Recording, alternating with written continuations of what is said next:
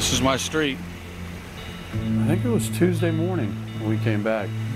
For San Marco. We pulled up to San Marco and it was just crazy to see how high the water was. About to try and walk through it, get some clothes. And she's, you know, my wife was like, well, we need to go in the house because we got to get clothes for the baby. She's like, well, if you're not going to go in, I'm going to go in. I said, okay, I'm going to go. Fire rescue tried to scare me, tell me it was a bad idea to go through because it could catch diseases, but give it a shot.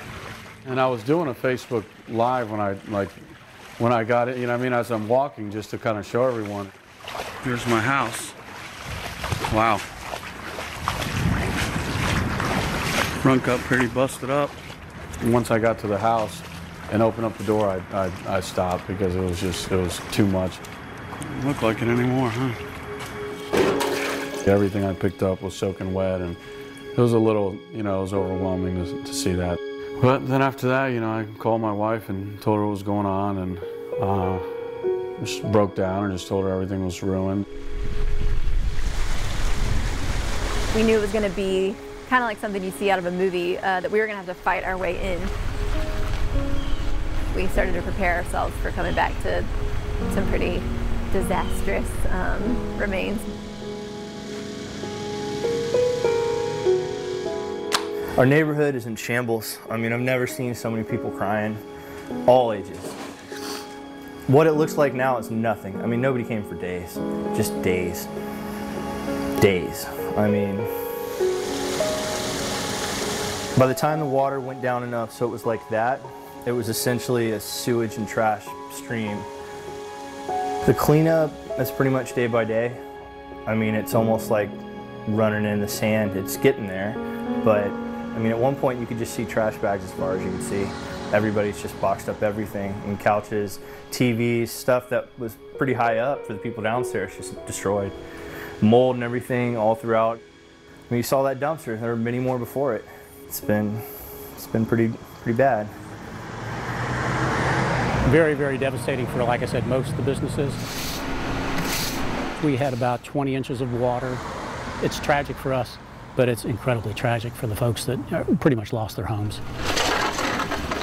This is our livelihood, it's not our life. So we have homes to go back to. A lot of the neighbors, they have nothing. Nothing at all. Some people just put everything on the street, so there's nowhere for them to live inside. Nothing for them. They don't have couches, they don't have beds. I think some of them are staying in a shelter in a church down the street. Some of them around here had 4 or 5 feet.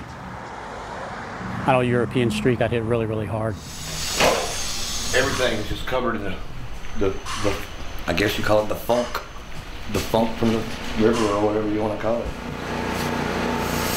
The insulation on the inside, it's all full of the water. You can't ever get it out. Even if it dries out, the smell and everything else will still be in there. You can still see the walls are still wet. This is what, 9 days later? About 9 days later, something like that. It's still wet.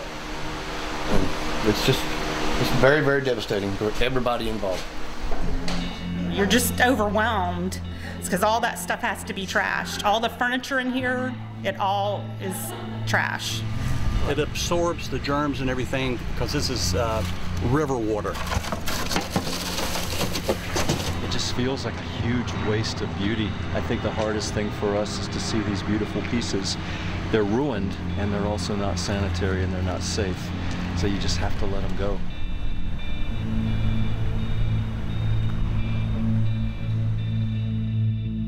It's tough to see that, especially going through San Marco, you know, just to see everyone's belongings out there and furniture.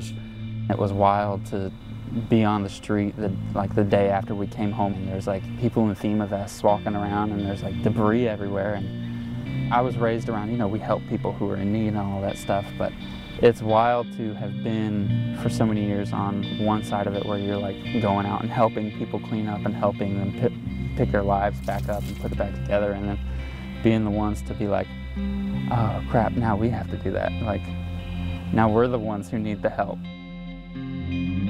Sometimes it's tough just to just to think about, you know, everything that happened and that had happened to us, you know. Right. Even the baby kind of, when we took her for her 6-month checkup, you know, the doctor said that she seemed that she may have been under a little bit of stress.